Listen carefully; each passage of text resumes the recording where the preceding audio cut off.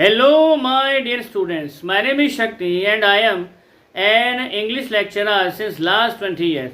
And today I will tell you how to crack the English paper of class 10th and 12th. How to score maximum marks without making any sort of mistake. So today's video is dedicated to all those students who actually wanted to know how to attempt the English paper. Either they are the students of class 10th or 12th. And one more thing, CBSE exams over हो चुके हैं, लेकिन state boards के exam अभी होने बाकी हैं. जैसे RBSE राजस्थान जो बोर्ड है उसके एग्ज़ाम अभी होने बाकी हैं, और कई सारे स्टेट बोर्ड्स के एग्ज़ाम हो रहे हैं, होने वाले हैं या हो चुके हैं. तो जिनके हो चुके हैं उनकी तो मैं बात नहीं करूँगा, लेकिन जिनके होने वाले हैं वो थोड़ा सा इस वीडियो को देख ले तो उनको काफ़ी हेल्प हो जाएगी. क्योंकि what ever I am telling you is according to my experience. I am an English lecturer since last 20 years. तो मैं बोर्ड की कॉपीज भी चेक करता हूँ और बहुत सारे ऐसे टेक्निकल पार्ट्स हैं जो शायद आपको जानने चाहिए ताकि आप कम से कम मिस्टेक्स करो. तो चलिए शुरू करते हैं कि आखिर इंग्लिश का पेपर अटेम्प्ट किया जाए तो कैसे किया जाए, चाहे वो 10th का हो चाहे 12th का हो. तो देखिए, इंग्लिश के पेपर में जो है 4 सेक्शन दिए जाते हैं. सेक्शन ए जो है रीडिंग का आ जाता है जिसमें पैसेजेस आते हैं. सेक्शन बी आ जाता है कंपोजिशन का जिसके अंदर लेटर ईमेल जो भी है वो आता है. सेक्शन सी आता है हार्डकोर टेक्निकल ग्रामर का, और सेक्शन डी आता है आपकी टेक्स्ट बुक का जिसमें आपकी मेन बुक और सप्लीमेंट्री बुक के रिगार्डिंग क्वेश्चन पूछे जाते हैं.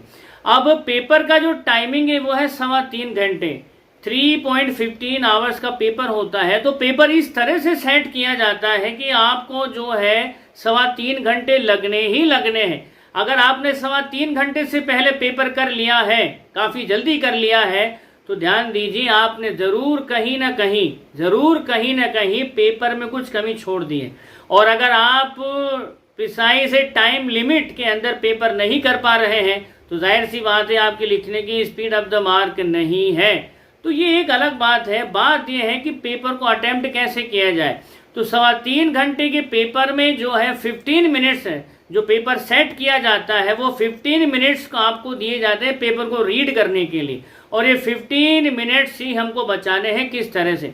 नॉर्मली आपको गाइड ये किया जाता है कि जो सेक्शन ए स्टार्ट हुआ है वहाँ से आप पेपर को अटेम्प्ट करना शुरू करिए और लास्ट तक जो है जिस तरह से सेक्शन है कंसेक्यूटिवली ABCD उस तरह से आप पेपर को क्रैक करिए. लेकिन मेरा ऐसा सजेशन है कि सबसे पहले अगर आप वेटेज वाले सेक्शन को करते हैं तो ज़्यादा आपके लिए फ़ायदेमंद हो सकता है. देखिए, एग्ज़ाम से ठीक पहले भी जो बच्चे हैं, स्टूडेंट्स हैं, वो कंपोजिशन के फॉर्मेट्स को जो देखते रहते हैं, क्योंकि फॉर्मेट अगर सही है तो मार्क्स भी सही ही आ जाएंगे. और फॉर्मेट में अगर थोड़ी सी ऊंच नीच हो गई तो ऑब्वियसली फॉर्मेट के मार्क्स कटते ही कटते हैं. तो लास्ट मोमेंट तक स्टूडेंट्स जो है कंपोजिशन सेक्शन के फॉर्मेट्स को जो है एक बार टैली करते रहते हैं, रिकॉल करते हैं, उसको दोबारा देखते हैं. तो सबसे पहला मेरा सजेशन ये है कि जब आपके पास में पेपर आता है तो प्लीज़ उस पेपर को पूरा रीड आउट ना करें. ना करने के पीछे लॉजिक मैं बता रहा हूँ. हो सकता है आप लोगों में से बहुत से बच्चों के साथ में ऐसा हुआ हो कि जब आपने पेपर को ओपन किया, कट किया और पूरा पेपर पढ़ लिया. पेपर पढ़ने के बाद में आपकी तो खुशी का ठिकाना ही नहीं रहा हो, अरे अब तो फाड़ देंगे, आग लगा देंगे, सारा पेपर आता है. लेकिन जब आप पर्टिकुलर सेक्शन को अटेम्प्ट करना शुरू करते हैं तो कमाल की बात ये रहती है कि वो क्वेश्चन का आंसर जो आपको आता था आपके दिमाग से गायब हो गया है. तो इसके पीछे लॉजिक क्या रहा? तो आपने अपने दिमाग में जो है हर एक पर्टिकुलर सेक्शन के रिगार्डिंग जो है एक तरह का ब्लॉक बना रखा था. लेकिन जब आप सारा पेपर पढ़ लेते हैं एक ही बार में तो वो सारे के सारे जो सेक्शंस हैं आपके दिमाग में या जो भी आपने पढ़ा है वो सारा का सारा मिक्सअप हो जाता है, हौच पौच हो जाता है. जैसे सिंपल एग्जांपल में एक बात बताता हूँ. सपोज कीजिए एग्जामिनर ने क्वेश्चन पूछ लिया, what is the capital of India. अब कैपिटल ऑफ इंडिया दिल्ली है, सबको पता है, लेकिन कई बार हौच-पौच हो जाने की वजह से कैपिटल ऑफ इंडिया जो है आगरा भी लिख दी जाती है. आगरा भी सही है लेकिन मुगल काल में. तो माय पॉइंट इज कि आपको जो है पेपर आने के बाद में सबसे पहले जो है सेक्शन बी को ओपन करना है, वहां पर देखना है क्वेश्चंस किस तरह से हैं. और क्वेश्चंस को देखने के बाद में सबसे पहले आप जो है उस कंपोजिशन सेक्शन को फ्री करिए. तो आपके दिमाग में जो उन फॉर्मेट्स को कैरी करने का जो लोड होगा, वो बर्डन होगा, वो बाहर निकल जाएगा और आपका दिमाग एट पीस हो जाएगा और शांत हुआ दिमाग बड़ी से बड़ी चुनौती और चैलेंज को जो है क्रैक कर सकता है। इसके बाद आपको सीधा आना है टेक्स्ट बुक वाले सेक्शन के अंदर, सेक्शन डी के अंदर, और वहां पर जो है आप उन क्वेश्चंस को पढ़िए। जिस क्वेश्चन को आप पढ़ रहे हैं उसको पढ़िए और उसके आंसर लिखते चले जाइए बड़े सुकून से। जब आप वो सेक्शन भी क्लियर कर देते हैं तो आपके दिमाग में से ये मान लीजिए पूरा का पूरा प्रेशर रिलीज हो जाता है, क्योंकि आपने जो भी तैयारी करी थी, रटी थी, जो भी तैयार किए थे चैप्टर्स या फॉर्मेट्स, वो तो आप डिलीवर कर चुके हैं। अब आपके सामने जो है 2 सेक्शन बचे हैं, सेक्शन ए रीडिंग का और सेक्शन सी टेक्निकल ग्रामर का। अब सेक्शन ए आप अटेम्प्ट करिए। इसमें लॉजिक ये है कि आप जब पैसेज को थोरोली रीड आउट करेंगे तो रीड आउट करने के बाद में क्वेश्चंस के जो आंसर हैं वो आपको बिल्कुल अपनी आंखों के सामने दिखेंगे, क्योंकि अब आपको कोई हड़बड़ाहट नहीं है, आपके दिमाग में कोई टेंशन, प्रेशर, परेशानी नहीं है कि यार मेरा पर्टिकुलर वो वेटेज वाला क्वेश्चन छूट जाएगा, ये हो जाएगा, वो हो जाएगा, क्योंकि वो चीज़ आप पहले ही डिलीवर कर चुके होते हैं। तो सेक्शन ए आप अटेम्प्ट करिए उसके बाद में, और जब आप शांत और सुकून मन से उसको अटेम्प्ट करेंगे तो लास्ट के जो क्वेश्चंस होते हैं, जैसे 12th के अंदर 3 क्वेश्चन आरबीएस में पूछे जाते हैं वोकेबुलरी के regarding, find the word from the passage which means, तो वो जो वर्ड का मीन है वो आपको आपकी आंखों के सामने ही दिखाई देगा, क्योंकि आपके दिमाग में अब किसी तरह की हड़बड़ी परेशानी नहीं है। तो वो 3 नंबर आपको कहीं भी नहीं छोड़ने हैं। सेम सीन आता है 10th के साथ में भी। तो आपको जो है ये सेक्शन अटेम्प्ट करना है। सबसे पहले आपको अटेम्प्ट करना है सेक्शन बी, फिर उसके बाद में अटेम्प्ट करना है डी, फिर उसके बाद में आना है सेक्शन ए के अंदर। जब ये सेक्शन आप पूरी तरह से अटेम्प्ट कर ले तो आपके पास में बहुत इनफ टाइम होता है। उसके बाद में आपको सबसे लास्ट में आना है hardcore technical part, technical grammar के अंदर। तो जब आप उसके अंदर आते हैं तो आप बड़ी गहराई से सोच विचार कर सकते हैं कि असल में इनमें लगेगा क्या। 10th क्लास के अंदर टेंस है, पैसिव है, नरेशन है, कई सारे ऐसे हार्डकोर टेक्निकल पार्ट्स हैं जिनमें बहुत ज़्यादा दिमाग लगाने की नीड होती है। लेकिन इस समय जब आपने अपने दिमाग की सारी परेशानी को जो है रिलीव कर दिया है, सारे स्ट्रेस को जो है दिमाग से बाहर निकाल दिया है, तो आपका दिमाग पूरी शिद्दत, पूरी ताकत के साथ में अपने उन पर्टिकुलर लेसन्स को रिकॉल करने की, याद करने की कोशिश करेगा जिसमें आपने ग्रामर की प्रैक्टिस कर रखी है। तो वो एक पर्टिकुलर तरीके से आप ग्रामेटिकल पोर्शन के उन पार्ट्स को जो शायद आप अटेम्प्ट करने में अपने आप को इनकेपेबल मान रहे थे, वो भी आप बड़ी आसानी से क्रैक कर लेते हैं। तो मेरा सजेशन ये है, according to best of my experience and knowledge, कि आप सबसे पहले सेक्शन बी अटेम्प्ट करिए, उसके बाद में सेक्शन डी में आइए, उसके बाद आपको सेक्शन ए करना है और फाइनली आपको सेक्शन सी अटेम्प्ट करना है। ये तो था पेपर अटेम्प्ट करने का तरीका। जो बच्चे पढ़ाई कर रहे हैं, बहुत ही हार्डकोर मेहनत कर रहे हैं, उनके लिए तो मेरा सजेशन यही है कि इसी फॉर्मेट से पेपर को क्रैक करना है। BDAC ये फॉर्मेट होना चाहिए आपको पेपर क्रैक करने का।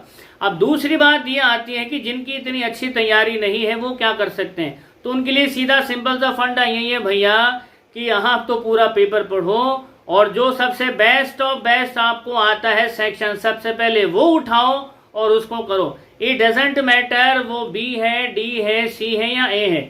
जिन्होंने उस लेवल की तैयारी नहीं कर रखी है ये उनके लिए, लेकिन जो पढ़ करके आए हैं, जिनकी तैयारी बड़ी तगड़ी वाली है, जो बड़े लंबे समय से तैयारी कर रहे हैं पर्टिकुलर सब्जेक्ट की, तो वो जो है उसी फॉर्मेट में इंग्लिश के पेपर को अटेम्प्ट करें जो मैंने बताया। अब इससे फायदा क्या होता है, जैसे मैंने कहा कि मैं भी बोर्ड की कॉपीज को चेक करता हूं तो मोमेंटम कैसे क्रिएट होता है वही मैं आपको बता रहा हूं। जब मैं किसी कॉपी को चेक करता हूं, बोर्ड की कॉपी को, चाहे 10th की हो 12th की हो, तो अगर शुरुआत में ही हैवी वेटेज वाले क्वेश्चन उसने किए और सही किए हैं तो मैं सबको टिक करते हुए चलता हूं। तो जब कॉपी चेक करते हैं तो सबसे पहले यही देखते हैं कि उसने लिखा किस तरह से।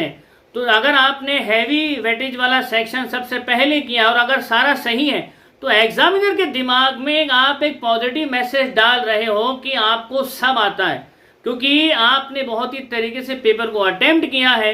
तो वहां से आपके फेवर में जो है एग्जामिनर की कलम चलना स्टार्ट हो जाती है। और कई बार तो ऐसा भी होता है कि कोई क्वेश्चन सपोज कीजिए आपने गलत कर रखा हो लेकिन आपने एग्जामिनर के दिमाग में एक बात डाल दी है कि आपने सब सही ही किया है, तो उस रॉन्ग क्वेश्चन में भी कई बार जो है मार्किंग हो जाती है।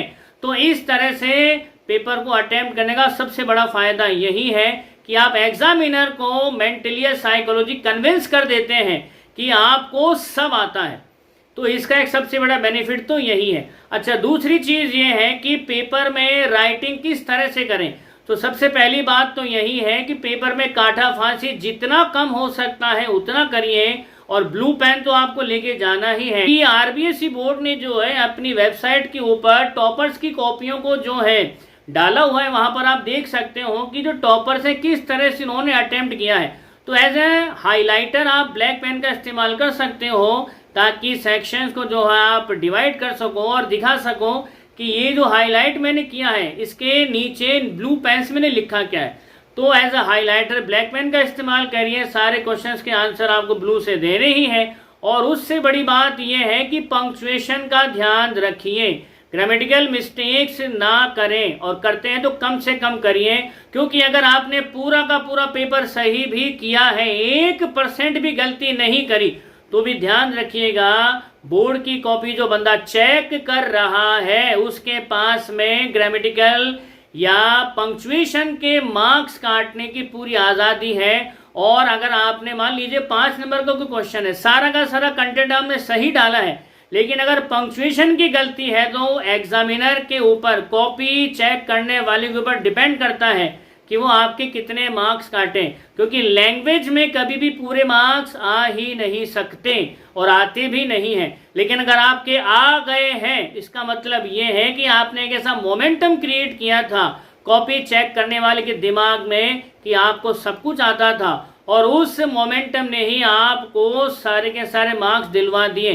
तो पंक्चुएशन का ध्यान रखें, ग्रामेटिकल मिस्टेक कम से कम करें, किसी क्वेश्चन को हाईलाइट करना है तो उसको हाईलाइट करिए, और वर्ड लिमिट ध्यान दीजिएगा। आरबीएसई राजस्थान बोर्ड की खास बात यही है कि वो शब्द सीमा के अंदर ही जो आंसर से इसको ट्रीट करना पसंद करता है। अगर 30-40 वर्ड में है तो मैक्सिमम 30-40 ही रखें। अगर उसने कील मांगी तो खंबा ना दें, और अगर खंबा मांगा है तो कील ना दें।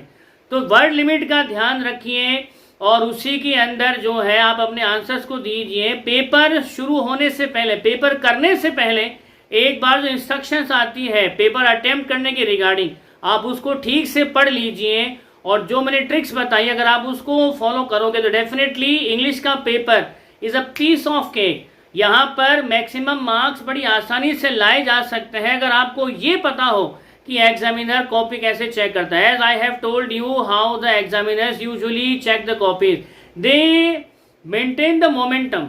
वो मेंटेन करते उस मोमेंटम को कि आपने क्या लिखा है। अगर सही लिखा है और तरीके से लिखा है तो उसमें आपके मार्क्स आने ही आने हैं।